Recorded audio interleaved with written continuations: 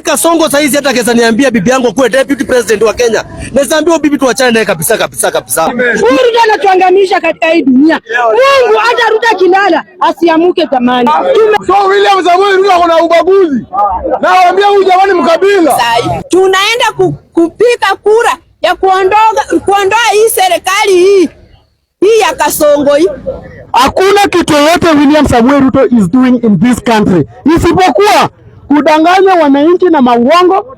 Je, Wakenya wameanza kumchoka Rais William Ruto au hizi ni sauti za watu wachache tu? Kwa sasa kuna video kadhaa za Wakenya wakimkosoa Rais William Ruto kwa maneno makali sana, kuanzia Gen Z, uongozi, IEBC hadi uchaguzi wa mwaka 2027. Lakini swali kubwa ni hili: je, hizi ni hasira za mitandaoni tu au kuna kitu kinaanza kubadilika kwenye ground? Leo tutaangalia video 5 zinazozua mjadala mkubwa Kenya. Tunaanza na mwanamke huyu ambaye anaonekana kuwa amefika mwisho na uvumilivu wake kuhusu uongozi wa Rais William Ruto. Anamlaumu rais namna anavyoona Wakenya wanavyotendewa na hata kumshtaki Ruto kwa Mungu katika maombi yake. Lakini kuna sehemu ya kauli yake ambayo imezua hisia kali sana. Msikilize mwenyewe.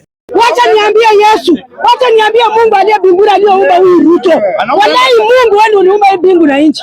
Ukamweka huyu Ruto hata ukamweka pumzi anapumua. Huyu Ruto anatuangamisha katika hii dunia. Mungu hata Ruto kilala asiamuke tamani. Tumechoka. Ruto, wacha nikwambie Ruto, sasa ni kubaya. Ukisikia tukiamka hata tukisema one time, hatusemi one time. Sisi hatuna ubaya na watu wengine. Sisi tuko tu ubaya na wewe Ruto. Uende tu huko kwa mali mama yako alioleka huko, akakuzaa huko. Uende huko. Hapo sasa usiku wako. Hata mimi nashukuru tu hiyo pesa unaita ukipea vijana wetu. Wewe wapee tu, jioni pesa ni yetu. Unawapea tu pesa yetu, na mkikuja acha niwaambie vijana. Mkikuja hapa ground, msisahau kutoa pale nini kwa account. Tuko na account yenye tunaweka pesa yetu ya campaign. Account ni 30 330 49 mwisho. Alafu unaweka nini hiyo pay bill ndio 30 330 na 49 mwisho. Alafu account ni Sifuna. Hiyo pesa mkitoa huko, mtoe tu huko, hata kama mmepewa 10,000 hata 5. Kujeni mchukue hata 200 mweka hapo kwa account. Sisi tunajipanga. Juu sisi si waizi. Ruto ameshatuibia ya kutosha. Ruto anapiga faini mpaka vitu zetu. Hata wale wanaenda kujiuza pale town. Ruto anawatolesha ushuru na mtu anauza kitu yake si yako Ruto pale town. Ukiona kila mahali Ruto umeweka ushuru, maskari wako tu wanapitianga chini hivi, wanachukulia chini. Ruto wewe ni mbaya. Wewe ile kitu tunataka tu ni uende Sugoi.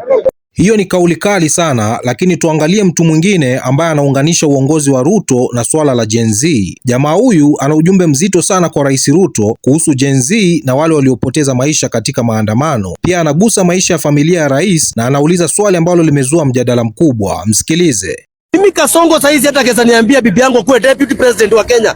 Naambia bibi tuachane naye kabisa. Tunajua atatumiwa kazi yake, atakuja kusalia tu kwa boma. Nyinyi Wajaruo msikubali kutumika. Mtumiwa watoto tu watazaliwa huko kwenyu. Hakuna mazao yote ambaye Kasongo anaweza waletea Kisumu. Panga waje kutumika kukolonize vijana huko tafadhali. Na hiyo ujinga uko nayo tafadhali. Unafanya juu ni mbaya. Wewe Susan Rogo ukuje ufanye ujinga na Nakuru. Rogo tukashangu anakuja ufanye ujinga na Nakuru. Wewe Kasongo nimeona ukifanya harusi huko na msichana wako huko. Na nikaona kabisa mnafurahia sana kabisa. Mama Alex alikuwa pale kwa nyumba akiona vinyo unasherehekea na mtoto wako. Unatarajia mama anasikia aje? Dada yake ukiona mtoto wako anasherehekea akifanya harusi na mwingine, unatarajia yeye anafeel aje? Shosho wake akiona wewe Kasongo na mtoto wako akiolewa huko, unatarajia familia inasikia aje? Hii mali mnapata ni mali ya damu sana na inaudhinisha sana. Kazi ni kuua. Alafu mtu wa tutam. Mtu wa mnyasema ambaye anasema tutam. Ni kama mtu huyu ni mtu muuaji. Hapa tunaona kwamba mjadala hauishii kwenye siasa pekee, bali unagusia pia swala la uwajibikaji na familia zilizopoteza wapendwa wao. Lakini sasa mtu mwingine anaingia na swali la kuhusu State House. Jamaa huyu analalamika kwamba Rais Ruto anawaita watu mbalimbali State House, lakini anaamini Luo community haijapewa nafasi inayostahili. Anataja madaktari, lawyers, engineers kutoka jamii hiyo. Haya ndiyo anayosema. Naona William Samoei Ruto anaita watu State House. Amepeleka Wakisi, Wakwaya na wenye wanachonga miwa wasaenda huko. Lakini wenye Luo wameachwa nje. Sijasikia madaktari wakiitwa State House. Jumbe daktari ni Wajaluo. Lawyers hawajaitwa State House. Bylaws hawajaitwa State House. Mimi namaanisha Ruto amedharau Wajaluo. Ukisikia wenye wameenda huko, watchman ndio wanaitwa. Watchman wa kina nani? Waloya tu. Hakuna Mjaluo hapo. So William Samoei Ruto kuna ubaguzi. Na waambia huyu jamani mkabila. Tunangoja Wajaluo waitwe huko pia. Ndio tujue hana ukabila. Tunaona Oburu wako hapo. Bwana Oburu anatetea Wajaluo pia waende State House. Oburu hawezi. Tumia microphone. Oburu hawezi. Na huo Oburu ndio akona William Samoei Ruto hivi. Tunangoja sasa hii hapa. Umejua hata Wajaluo wenye wako hapa. Wengi wao ni daktari, kazi ndio wajapata. Engineers, kazi ndio wajapata. Wako tu hapa, hao Wajaluo wote wenye unaona hao ni ma engineers tu. Kazi ndio tunangoja. Lakini ukisikia wenye wanaitwa huko, mara watchman, business community, si hata biashara ya maana pia. Si biashara ya maana pia. Tunaambia William Samoei Ruto waje kutegemea kura ya Wajaluo. Tafadhali.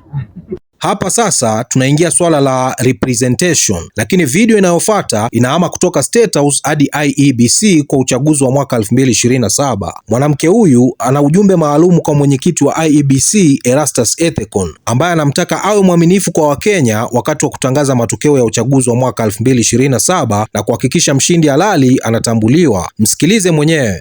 Ethekon, ukitaka hata sisi tukue na amani na wewe na tukupende sana, ikifika 2027 hebu tutangazie yule atashinda, yani kwa ukweli, sio kwa ukora. Si watu umewekwa pale eti ni pesa ndio zimekupeleka pale.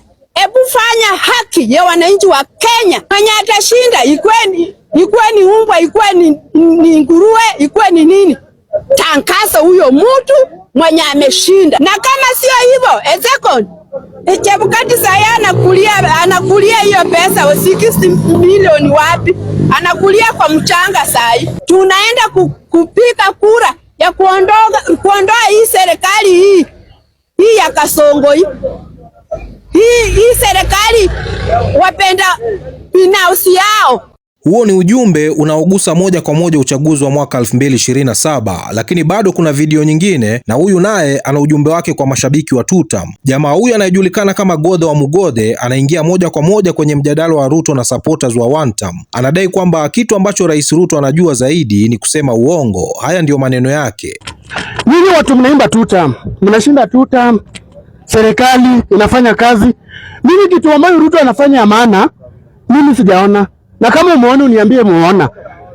Hakuna kitu yote William Samoei Ruto is doing in this country isipokuwa kudanganya wananchi na mauongo. Na mimi hata kitu ambacho inafanya kwanza ni teme Ruto. Ruto si mteme juu ya corruption. There's nobody is not corrupt. Hata wenye wataingia tujui kama ni innocent ama hawako innocent. So I can't mimi sipeleki Ruto because ya corruption. Ruto nampeleka kwa sababu nilikuwa 2027 nikipinga ile hiyo nini bill ambayo ilikuwa ni ya uongo ya wizi 2024.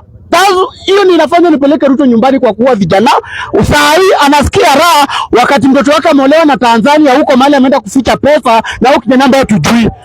Sasa tumeshaziona video zote tano na ukizitizama kwa pamoja kuna mambo yanayojirudia kama uongozi, Gen Z, uwajibikaji, representation, IEBC na mwisho wa yote 2027. Lakini tusifanye makosa ya kusema kwamba watu hawa watano wanawakilisha Wakenya wote. Hapana, hizi ni sauti zao. Swali ni kama kuna Wakenya wengi zaidi wanaofikiria hivyo, na hapa ndipo wewe unapoingilia. Sasa nataka tuifanye hii iwe kama digital baraza yetu. Usiandike tu One Term au Ruto, niambie sababu yako, alafu andika kama ni uchumi, ajira, Gen Z, uongozi, IEBC, accountability, au kama ni sababu nyingine iandike hapo chini. Na kama unaamini hizi video haziwakilishi wa Kenya wengi, pia sema hivyo, ndio tujue ground iko aje. Ingawa ukipita ground inakaa hivi. Linda mwananchi is a threat. Na William Ruto aje nikwambie, hii Linda mwananchi inakupeleka nyumbani. It's not a joke. Linda mwananchi are taking you home. Whether you like it or not. Whether utumie formula gani. Linda mwananchi imeamua you are going home asubuhi na mapema. Western ishaenda.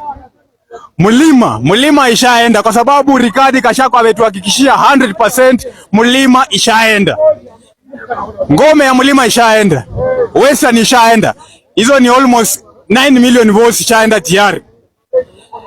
Umepaki na ngome kidogo hapa Rift Valley, hawa watu maybe a few guys wenye hawatachielewa.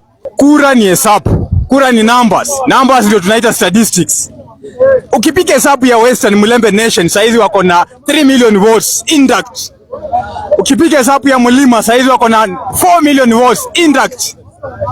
Ukipiga hesabu ya Nairobi, piga hesabu ya Coast, piga hesabu ya Luo, Nyanza na Kisii, my friend, you are going home. Kwa hiyo swali ni moja tu, je, hizi ni kelele za mitandaoni tu au Wakenya wanaanza kuunda misimamo yao kuelekea mwaka 2027? Tuambie unafikiria nini kwenye comment section, na kama uko Kenya au diaspora pia tuambie uko wapi na unaionaje ground. Bwana, mimi naitwa Rich Mizuka, sauti ya vijana wa Afrika Mashariki. Namba 1 ni mimi, namba 2 ni mimi, namba 3 ni mimi, 4 na 5 na waachia nyinyi hapo. Bwana, tukutane kwenye video ijayo.